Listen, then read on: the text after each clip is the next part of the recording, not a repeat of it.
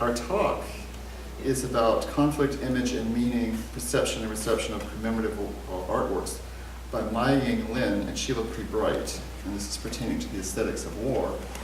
And how did this subject come about? Well, I think I was talking to, or was emailing Elizabeth, and Sheila had told me about the show, and I heard what the theme of the exhibition was, and I said, oh, by the way, I did a paper on Maya-Ying Lin's Vietnam Veterans Memorial. And Elizabeth said, oh, well, that would be very interesting. You should add that in. And this caused me to look at the Vietnam Veterans Memorial and the work by Maya-Ying Lin and Sheila's works together. And I discovered some interesting things, which I'll talk about a little bit more as we go on. But they are working in a very complementary relationship. Ironically, they're doing opposite ends of something quite similar. And the reason this image is on the screen, this is actually the Victory Stele of Naram Sin from about 2,300 years before the Common Era. And you might wonder, well, this isn't Sheila Pree Bright or Maya-Ying Lin, why are we looking at this? It's a war monument. We're talking about the aesthetics of war. If you look at this, you'll see that moving from left to right, there's a large figure in the center, and that's Naram Sin, who is the son of Sargon I, who was a great ruler of the ancient kingdom of Acadia in what is modern Iraq now. And he's marching up the mountain to destroy the culture of the Lubians, whom they're going to enslave or kill. One figure has jumped head first off the cliff. The other is kneeling, and there's a spear through his throat, and the other is pleading for his life. He's not going to be spared because it was a sign of strength not to show mercy to your enemies. War monuments are part of human history since very early on in people making images. The problem of creating the other, the problem of what war generates, the separations and divisions, is part of what we're going to talk about. And both Sheila and Maya Lin approach this problem of the divisions of war and the outcomes in quite different ways. And I think that what we're going to see is they're on different sides of this coin. Each one, Sheila's more concerned with the individual, Maya more concerned with the universal applications of the outcomes of war. And the resolution that comes from looking at the two works is of great interest. Move the second slide.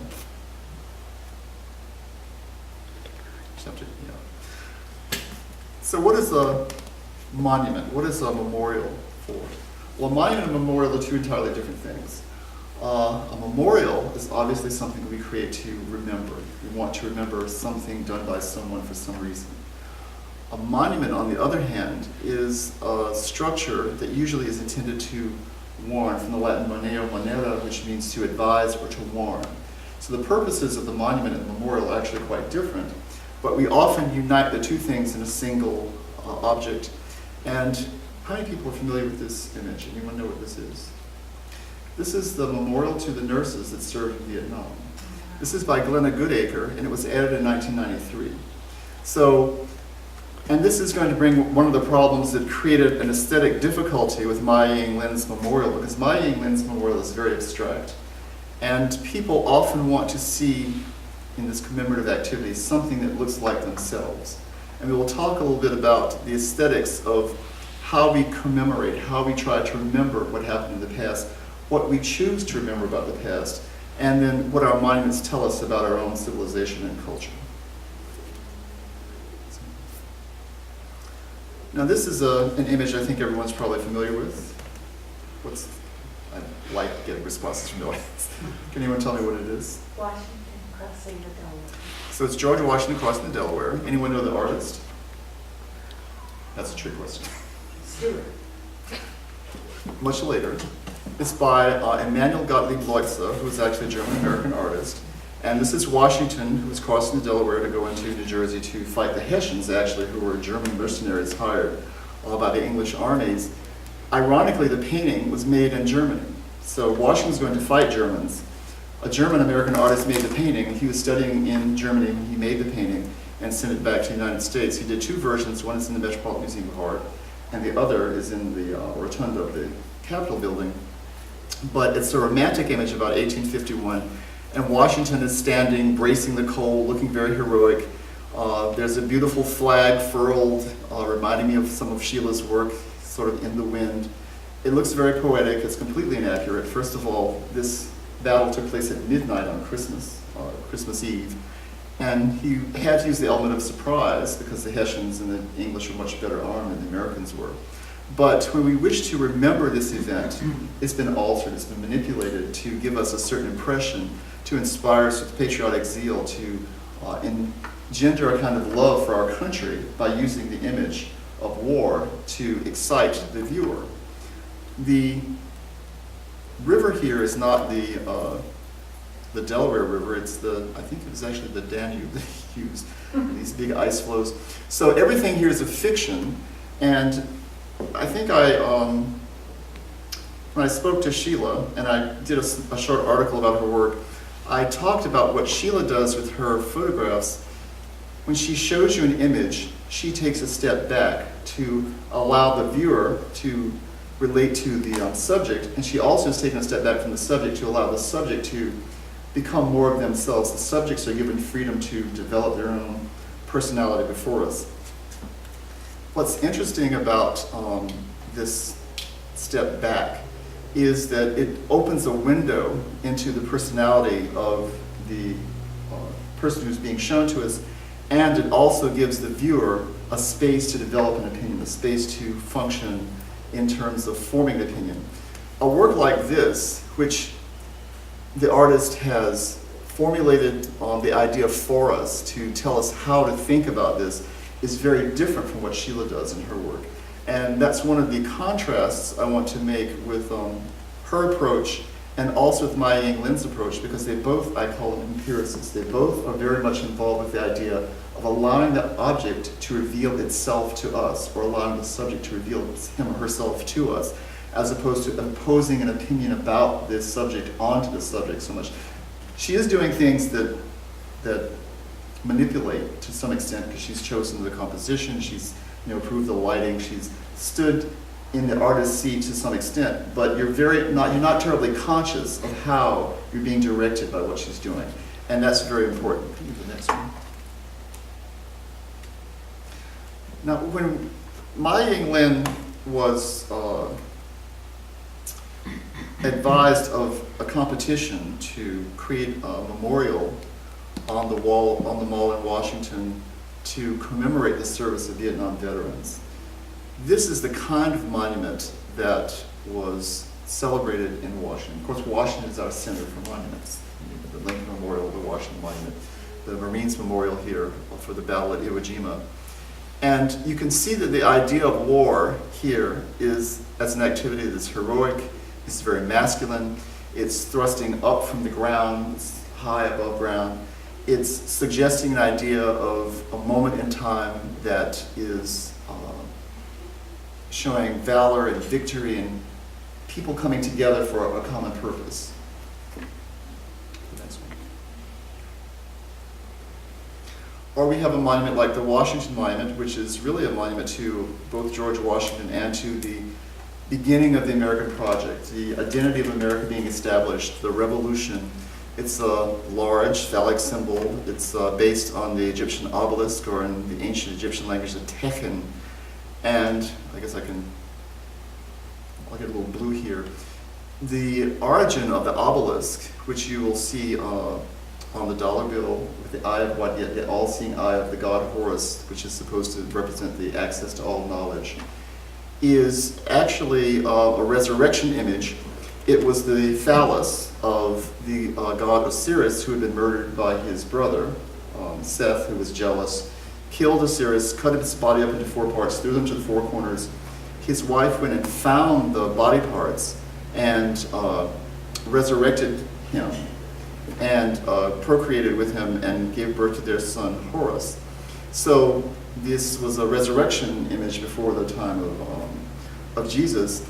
And this is one of the reasons why this large upright monument is part of the early history of the country, to show a rising from the ashes, an emergence from war, an emergence from conflict, and a rebirth. In this case, giving birth to the idea of liberty and the role of George Washington in the establishment of our nation, the second. Next one. And of course, the Lincoln Memorial. And the Lincoln Memorial is to pay homage to Abraham Lincoln, another war. The person who's leading the Union in the war of aggression from the North, the Civil War.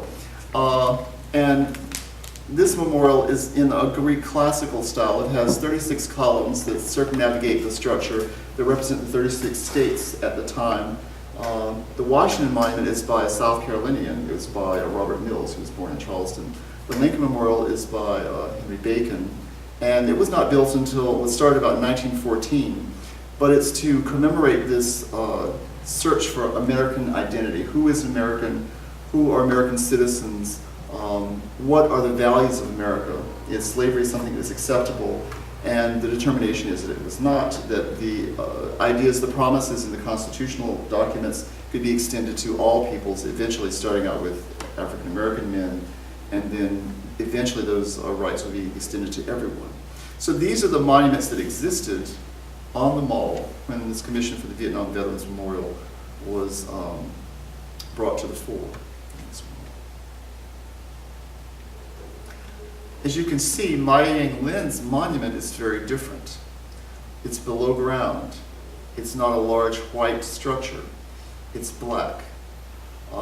She, in considering how to commemorate this war, which was rife with political difficulties, some here may be aware of the difficulties that were involved in Vietnam. It was a very unpopular war. The American government, actually, I think Robert McNamara, eventually, who was the Secretary of Defense, eventually said that it was a mistake to have engaged in the war altogether. It was undertaken to support, at first, our French allies, and then it became an ideological war attempting to curtail the advance of communism. It was not popular in this country. It was not popular in Vietnam. There were many political difficulties in prosecuting the war. And eventually, it ended with our withdrawal in around 1975. The war actually ended up lasting about 18 years altogether. We first really became involved in 1947 with the French, and then about 1959, we began to become much more involved. And by 1965, we were sending not just technical advisors, but soldiers into the war. And it had a great many difficulties. So one of the specifications when the Vietnam Veterans Memorial Fund decided to create a memorial to commemorate the service of American veterans who had done their duty was they wanted the monument to not make a political statement. This is almost impossible for an artwork to fail to make a political statement. Why? Because all artworks are in a framework or context. They are generated by someone who has a certain experience, and so they must show, to some extent, the experience of the person who's generating that work of art. The competition was done anonymously. A 20-year-old student, who I think was still an undergraduate in architecture at Yale, won the competition. She was a woman. She was a young woman of Chinese-American ancestry. So, based on the history of America, you can probably anticipate this was going to be a monument rife with difficulties. This was going to create a controversy. And then on top of the difficulty with just who is making this monument, we have what it looks like. It's long and low and black. It was below the level of the ground. Some people saw it as a scar or a hole that the veterans had to walk through. So there was a great deal of negative response to this monument by many people at first. But I'm just going to talk very briefly about what Mai Yang Lin's vision was. She walked to the site, and when she saw the site, she let the site reveal to her what she thought should be done. And there was a hill, and she thought, well, I'll just split the earth. Because what does war do? War divides. War is antagonism. So you just divide the earth, and you create this opening, this scar. But if there's an opening and a scar, that suggests the possibility of healing. And And so she wanted the black polished surface of the earth. This is a beautiful gabbro basalt stone, in which just the names of the servicemen are inscribed, not their ranks, not their divisions, nothing to separate, but only the name of the individual. It's about 247 feet on either end, so it's roughly 494 feet altogether.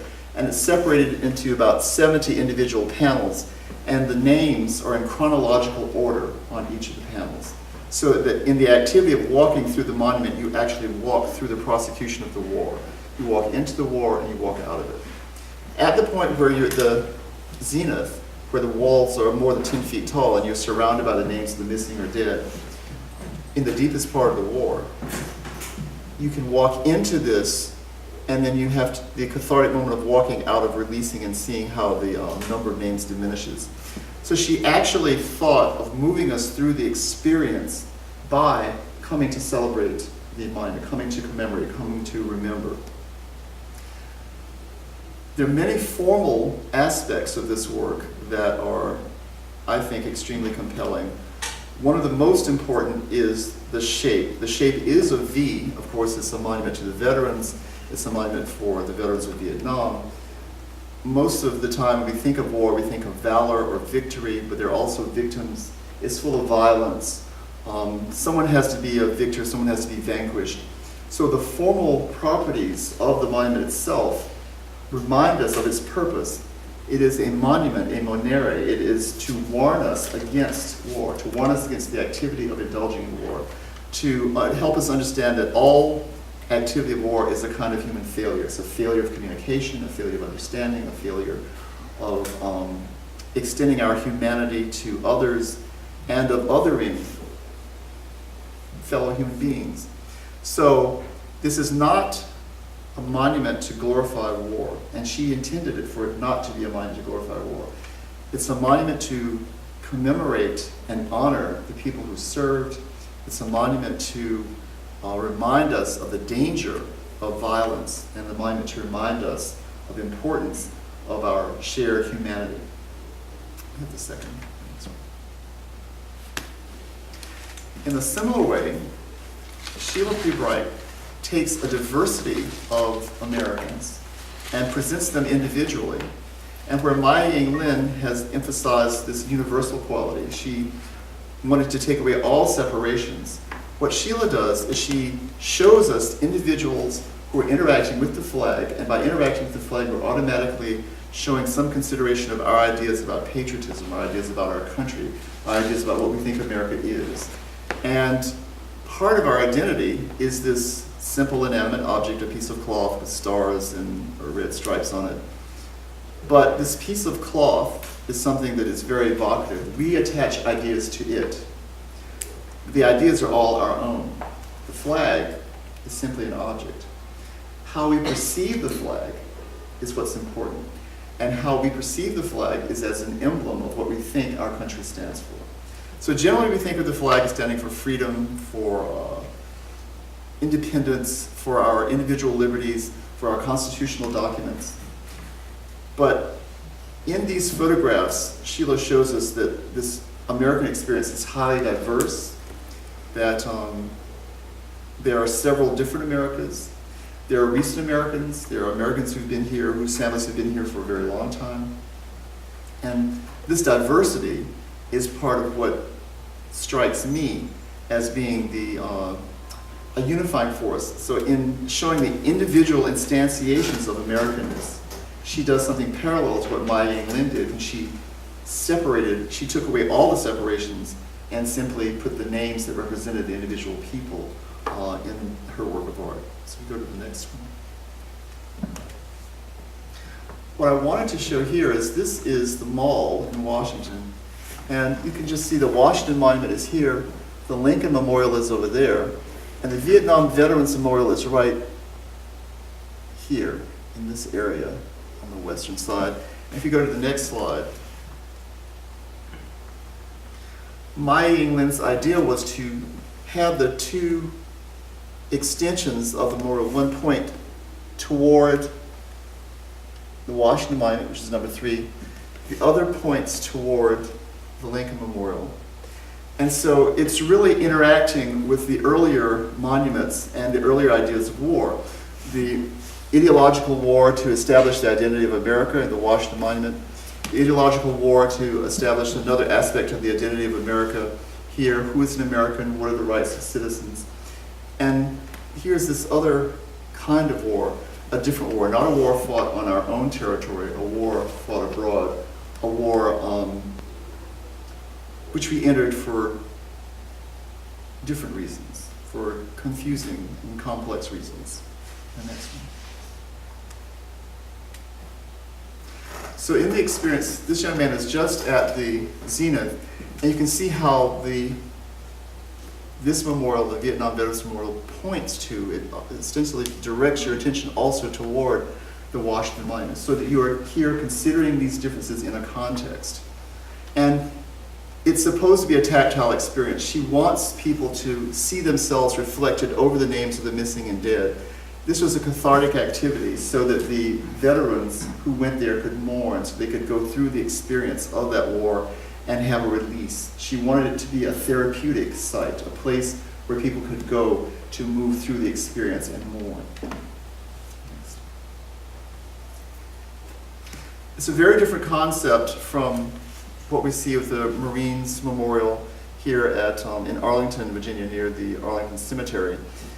Much more ceremonial, more formal, more distant, a different idea about war. I had a very interesting discussion with one of my students who actually was a participant in Operation Iraqi Freedom.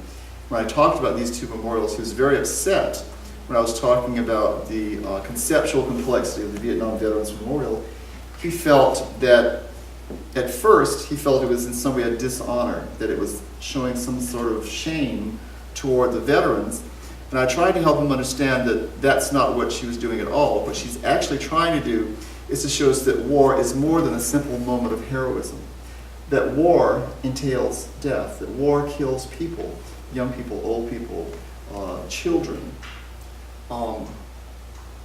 This is a moment in time, and this actually was taken, the servicemen who are shown here were from a very famous photograph that was taken by a member of the AP services at the Battle of Iwo Jima, and actually all the names of the participants. I can remember Ira Hayes just at the moment, and it was Marines and one sailor raising the flag, and it's this moment of cooperation and heroism, and it does give us a wonderful feeling about this moment, but it gives us a deceptive idea about what war actually is.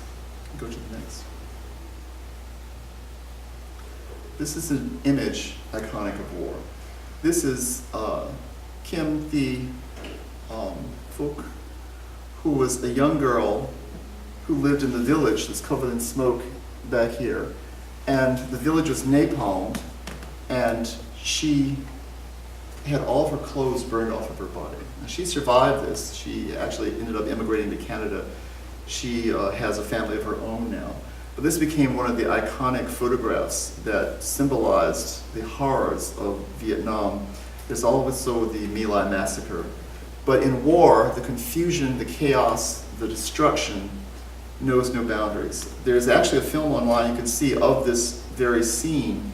And after she runs out of the village, after her clothes have been burned off her body, you can't see it clearly here, but her skin is literally hanging off of her arms. A woman with her child came out, and I think her child had actually died. It's an infant in arms. Go to the next.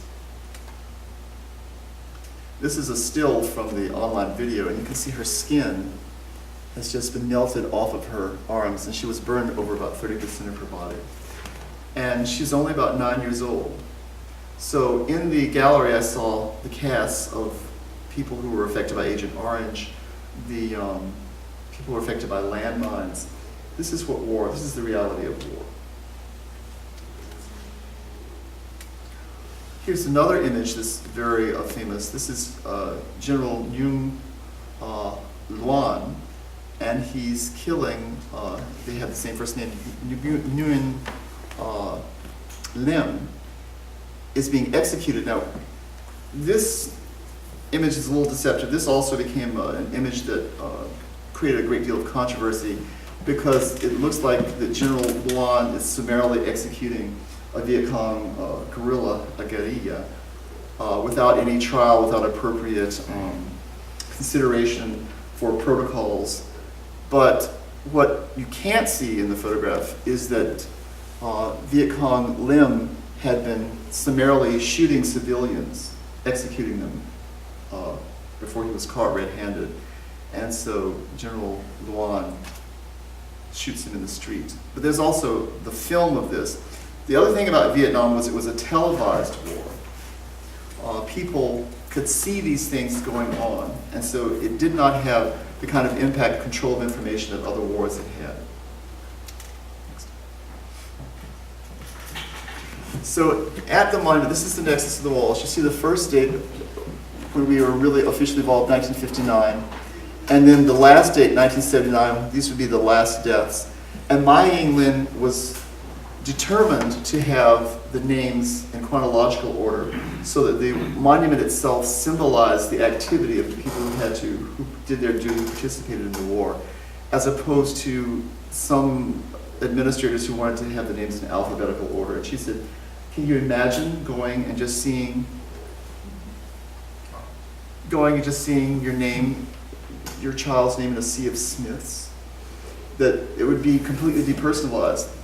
By showing these works in chronological order, by showing the structure through which the person made the sacrifice, she gives more humanism and more acknowledgement to that sacrifice as opposed to turning them into just a number. And this was one of the most humanizing aspects of her very thoughtful process for creating this monument.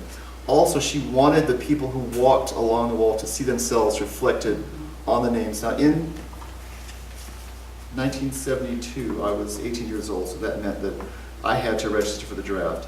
And I did register, and I went to see this wall around 2007. I haven't been back recently. And we have a cousin who, Terry Smalls, who actually was killed in Vietnam. So I went to the wall, and I went through the process to find his name.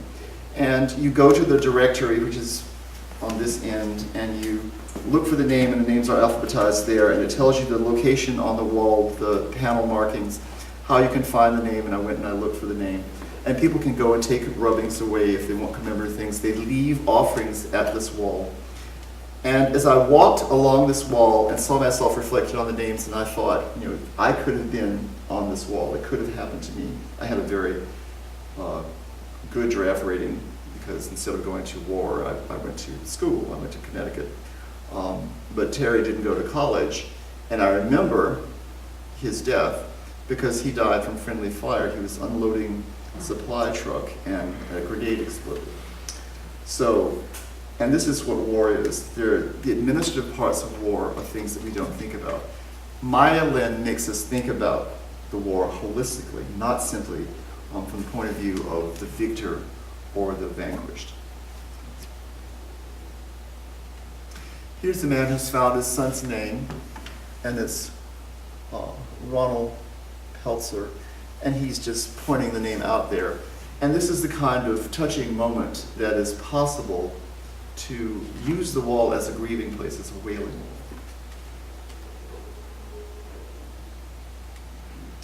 Now, in addition to the wall, because the Vietnam Veterans Memorial created a great deal of controversy. As I said, many people did not like the abstraction of the wall. And so another monument had to be added. And these three soldiers, this group, was added by sculptor Frederick Hart, whom you may be aware of because he's an Atlanta native. He was born here in Atlanta. His mother was from South Carolina, from Conway. So he had a South Carolina and a Georgia connection. He was a very accomplished sculptor. And this very beautiful, realistic group was made by him first in clay and then in wax and then cast into bronze. And he went to a great deal of difficulty to get all the details of the military fatigues and the paraphernalia of the soldiers of the period. If you go to the next, you can have a close-up of the beautiful patina of the bronze. And this is this ended up being a wonderful complementary monument to Maya Ying-lin's monument. And this reminded me of the tension between what Maya Ying-lin does and what Sheila does. Because Sheila shows the individual instantiation. She shows the particular people. Maya Ying-lin wanted to separate. She didn't want those divisions at all. She wanted us to think of the unity of the people who sacrificed. But it's a human desire to see something that you can recognize. And at the same time that we can recognize these are young men who are, one actually was a soldier. I think he did actually serve in Vietnam, and the other two may have served in Vietnam as well, because Hart used models to make his images. But it shows us a particular type, and so then having this group of young men, we didn't see the women who were killed, the nurses and women who may have been pilots who also were sacrificed.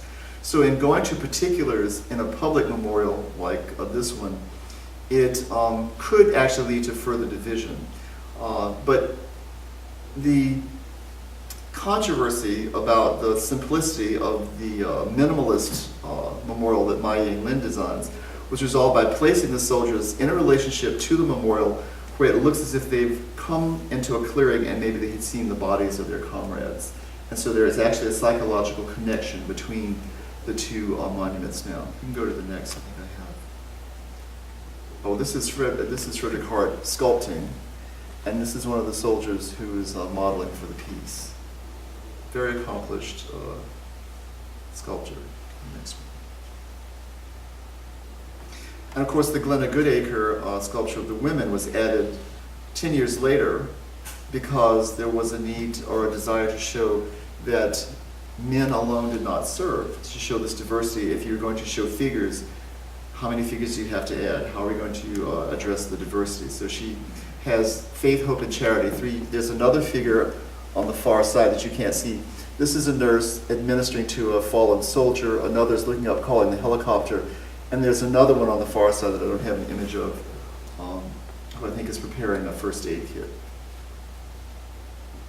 But that's also added.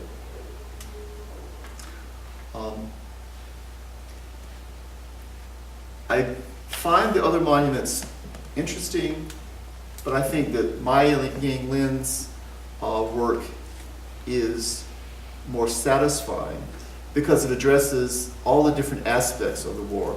It pays homage to the people who served, and by having the public move into this void, which of course war creates a void, it kills, it creates destruction in our lives, it creates an opening, a possibility for concluding it and for correcting our actions.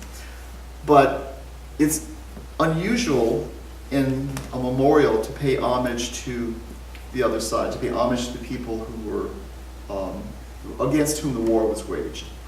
And by having this void where the public moves in this way, although there are 58,128 names on this wall of Americans who served, there were 3 million Vietnamese who died because of the use of Agent Orange, because of the bombs, because of landmines. And so this movement of humanity into this void is actually a kind of tribute to the people who died, who were in Vietnam, to show both sides of this equation. Now this shows you the soldiers and the relation to the wall. So the idea was to not have these two different monuments meld into one monument, to have two works that could operate with their own integrity, but still there is this connection now between them. So they look toward the wall, and the wall has the names of all the individuals who were actually engaged in the conflict. And the wall is not only dedicated to those who are missing and died, it is dedicated to all the veterans who served, everyone who served in Vietnam. So how does this relate to what Sheila's doing? Well, we have a concept of what we think America is.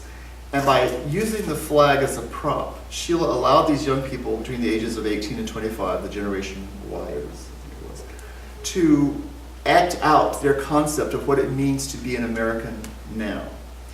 And in terms of being an American now, there's always implicit in that some of the ideas of, well, how do you figure out who you are? You figure out who you are by figuring out what you are not. And if we are fighting a war against someone, that is someone that we've identified as what we are not. And what is fascinating to me is looking at the images and how some of the individuals are completely tied into wars and conflicts that are part of the history of the country. This was Amy. What's Amy's last name? You remember? I have the list here.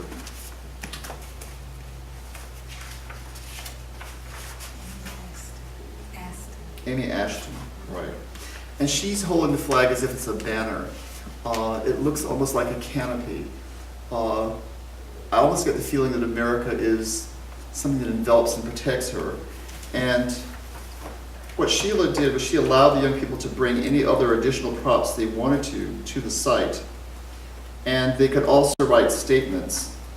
And what's so interesting in the statements would be the difference in how young people are perceiving the country. And Amy said, America is a place of amazing opportunity as well as extraordinary responsibility. What we are told cannot be taken at face value. Our greatest wealth lies in our decisions, and too often we prefer to let others make those decisions for us. I hope America becomes a place where we stand up, say what we mean, and listen to each other. Then it will all make sense, right? So, what's happening in our country right now is of interest in terms of making sense and talking to each other and listening. America is designed as this dialectical relation, which is why we've always had a two-party system. It was Tories and Whigs, and then it became Democrats and Republicans, as it is now. And the idea is that this dialogue is constantly supposed to go on, and the politicians will come together and compromise in the interest of the American people. And frequently it has been the case that whenever there's a president in office of one party, the majority of the Congress is in whatever the other party is. So there's this relation that happens to create conversation. That seems to be breaking down. Maybe the people who are in the system don't understand how it's supposed to work, I'm not sure. But this dialogic nature of being a democracy and a republic is supposed to give us opportunities to communicate with the next one. This is Nicole Thompson, and what's fascinating about her is that she looks like she's holding the flag as if it's a child, as if it's a pregnancy, as if it's something to which she's about to give birth. And so this is showing the fragility of the democratic project. Now, she didn't have the globe wrapped in. No, she just is bundled the flag as if it's something nascent, something that we have to protect and hold, that's still in a developing stage. And it is actually, the American Democratic Project is only just over 230 years old. So we are still working on this, and I thought this was extremely poignant in terms of understanding, a young person understanding this responsibility that democracy is like our child that we're trying to collectively educate. This was one of the most fascinating ones. This is Edwin Roman, who's actually in the armed services. And when I saw this, I was fascinated by it because it's replete with responses to conflict. You see, he's in front of the American flag, but his gesture, this beautiful romantic gesture, holding a rose, is toward the flag of Puerto Rico. So he sees himself as a Puerto Rican. And of course, this is an American protected territory, which is a concession from the Spanish-American War. So his identity, his construction of identity, is a hyphenated identity. He's a Puerto Rican American, but he's serving in the armed forces. So the country, the official country that he serves, that he's putting his life on the line for, is the country that suppresses an aspect of his identity through an imperialist extension into having appropriated the Isle of Puerto Rico. The other thing that was fascinating in this is the history about himself he's giving us. It's very important to him. He's athletic. You have the football. You have his martial arts capacities with his belt over here and these nunchucks over there. He's interested in photography as well, I assume, because he has a camera there. Is this a machine gun between his legs? It's a belt, it's gun belt. This is gun belt. Yeah. And then I can't imagine he would have done this gesture in front of a male photographer. So this is something that I think, enlisted from in this very beautiful Baroque, romanticized gesture, showing both a gentle side of him, but he is a warrior. He's a person who's been trained to kill, and he has a certain pride in his masculine achievement in this work. But this shredded identity, because of war, is fascinating in this particular image. Next one. This is Brian Friedberg, he described himself as a temporary American. I wasn't sure what he meant by that. I noticed that on his chest looks like a tattoo that resembles the Brandenburg eagle. And the Brandenburg eagle, of course, was the symbol of imperial, Nazi Germany, of the German Reich. He's wrapped in the American flag as a winding shroud, and on his, well, actually, it's at his groin, there are two toy soldiers, one on top of the other. I know what I thought that was, but I don't know. Do you have any more? Actually, he says to be an American is to be at war, and he says every aspect of our lives are touched by faraway violence, and we cannot help but benefit from the death of others. And he says at home, the commercialization and the eradication of violence is changing the way we look at money, the way we look at sexuality. So he is that altar of contemporary American masculinity. So he takes the role of a subject and the object. So he's turning himself into a corpse, into an object, and at the same time making a commentary about, I guess, challenges of American imperialism. In order to have the lifestyle that Americans have, with the way we consume, war has become a necessary activity. And I guess this young person is, how old was he? Do you have his age? He was actually, Brian was 24 when I took this photograph. He was 24. Yeah. So he's thinking about the responsibilities stemming from what we endorse as citizens. But I wasn't sure the Brandenburg eagle was some kind of reference to the Holocaust, because, well, you can't tell these days, but his last name, Friedberg, could indicate that he's of Jewish ancestry. I mean, not necessarily. But this tension in the work is something that I thought was fascinating. The next one. Now, this is one of my favorites in terms of composition. This is David Gutierrez. And David Gutierrez is eviscerating or regurgitating an American flag. And this is supposed to be an act of purgation, suggesting he's trying to challenge what the flag represents and challenge the idea of American identity. What was interesting to me was the composition of this particular work. This is one of the most beautiful of the works in terms of arrangement. His greenish gray stripes in his sweater complementing the red cascade of the flag that is falling out towards us. And David Gutierrez describes himself as a Mexican-Korean American.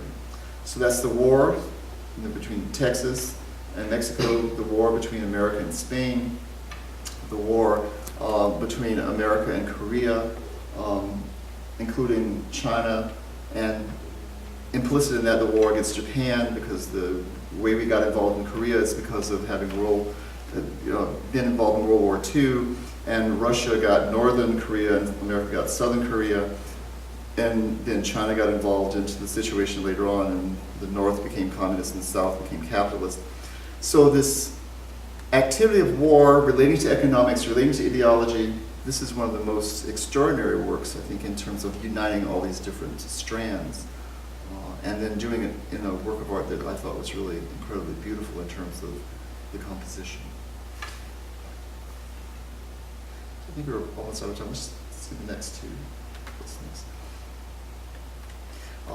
This was Ilaria Edori, who was the Sudanese American. Of course, Sudan has been torn by civil war, and so Ilaria Edori, I guess, came here for refuge. So America is a refuge for her. Next one. And this was Taryn Devens. Taryn, has a different idea. I guess her image is after the Patriot Act had been passed, and she says, as Americans, our hands are tied because we don't have politicians who are willing to make real changes on our behalf or do anything that doesn't somehow benefit them. We are silenced because those who are charged with representing us are not allowing our voices to be heard where it counts. Our elected officials continue to waste our hard-earned money perpetuating violence around the world while cutting spending on vital programs at home. And so she uses the flag as a constraint. And I thought that this was an extraordinary statement, especially in a nation predicated on freedom of speech and freedom of expression, that she would have made this choice as a way of expressing herself. And this was the last image. This is David Helms, who was holding the flag aloft. This looked like an image that was full of hope to me, and I thought it would be a good image to end on. So in quick summary, these two different artists are approaching this subject in two very different ways, and at the same time two very similar ways. Both of them are essentially empiricists. Sheila stands back from her photographs and allows the subjects to take action. She allows the subjects to become agents as opposed to imposing a vision on them. Maya Yang Lin steps back from the idea of war and creates a monument that is intended to deal holistically with the outcomes of the engagement in conflict. She wants to have us think in very broad terms of all the things that a war involves, not just the glory, not just the positive aspects that are the final outcome, but all the sacrifice, all the death, all the shaping of human fate that war entails. So these two artists, between them, one addresses the universal. Maya Yang Lin is trying to show us all of our commonality. Sheila Pree Bright is showing us our extraordinary individuality, but in two different routes, they are actually coming to the same idea of our shared humanity and trying to engage us in this dialectical conversation that America is supposed to be about. And so since they've done all the hard work, I had the easy job of just talking about what they've done, and now the only thing left is to engage you in the conversation. So thank you very much. That's all I have. Do you want to do a little Q&A? And Yeah. Sheila, do you mind standing next to him? So if you respond, it'll be picked up on the mic. Thank you. Anybody have questions? Please. Well, I have a couple of questions for each of you, if I may begin with the speaker. Can you say a few words about the other entries in the Vietnam Veterans Memorial Competition, the ones that were not chosen, what they looked like? What they looked like. There were 1,421 entries. One of them was a giant boot. One of them was a flag that was 2 acres long. There were many different kinds of images. I don't know if they're all online where you could actually see them. I think Frederick Hart had actually submitted this sculpture, and there was a special committee that that decided to add this to the site. So there were a very diverse group of monuments there. This work was selected anonymously by a team of blue ribbon panelists. I remember that Richard Hunt was one of the sculptors. There were 2 landscape architects, a sculptor, and several architects, and the American Association and American Institute of Architects helped sponsor it. So the difficulty was the specification that was presented by the committee, in that the work chosen had to not make a political statement. That's what they were trying to aim for. It had to list all the names of the 58,128 dead on it. It could not conflict with the Washington Monument and the Lincoln Memorial. And those were the specifications, and it had to be 2 acres large, 2 acres in size. And with those specifications, Maya Yang Lin's work was the thing that best accomplished what they were aiming for. Although I don't think it's possible to make a monument that makes no political statement. I think that's just never going to be, nothing happens by people. Sheila, if I could ask you, did you give any guidance to the subjects? Actually, no, I tried. The whole Sheila, can you point move over a of- wee tab? Oh, the whole point of this body of work was to find out what generation I thought about America, because they're the next generation that's going to take over.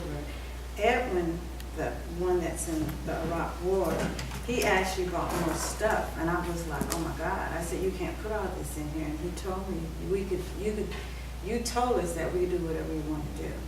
So the only control that I actually had, like Frank was saying, was the lighting, and basically that's it in the backdrop. How many images of each subject? I have actually over 100 images, and for the show at the High Museum, which was a solo show in 2008, was 35 traveled, and 40 is in the catalog. But I plan to put actually a book out with this, and to have all of the text in there to let people see, because I'm revisiting this work out in the streets now, and I'm going back to each individual and videotaping them to see how they feel about America now. How did you go about selecting the people? Actually, word of mouth. Actually, if I'm on the streets, if you were like on the streets, I would say, hi, I'm a photographer, and I'm doing a body of work about young Americans, and do you want to talk about America? And one thing led to another. Universities, on the streets, anywhere I can get anybody, that's where I asked. And then it became more of a word of mouth. And actually, I traveled to New York, California. I was in Connecticut, in Hartford, Connecticut, because Aetna Foundation gave me a major grant to travel across the country for this body of work. So, while you're thinking of more questions, when I talked to Sheila last year at something, when she was showing the exhibition, she said that she didn't have any supervening agenda in doing this. She just was going to step back and let the people do and be themselves. But I felt that was disingenuous, because what you're doing is, by having a random selection, if it's by word of mouth, and the people self-select to come. And it's interesting that it's such a diverse group of people. And it shows the range of what it means to be an American, people who are recent Americans, people from traditions that are part of American history from the inception of the country. There was one person who was Native American and Dutch. George, and, yes. Yeah. So in showing this, and showing the diversity of America, I think that the supervening political agenda emerges in saying, well, this is our diversity. This is what America really is. It's not one way about anything. It's truly diverse. We just have to acknowledge the voices that are here. Questions? Yeah. Wonderful. Thank you again. Thank you very much.